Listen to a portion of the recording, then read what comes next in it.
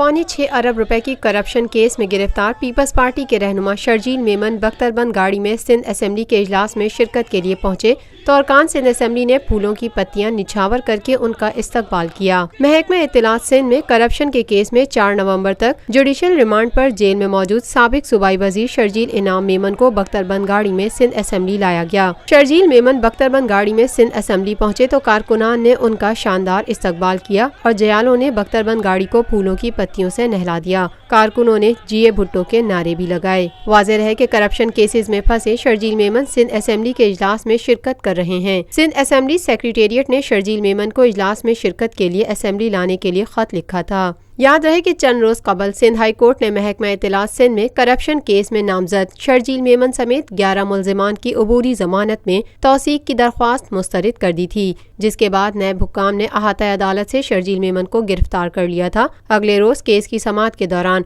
अदालत ने साबिक सूबाई वजीर को 10 रोजा जुडिशल रिमांड पर 4 नवंबर तक जेल भिजवा दिया था। Lotus Lake Towers, a groundbreaking endeavor by Lotus Properties.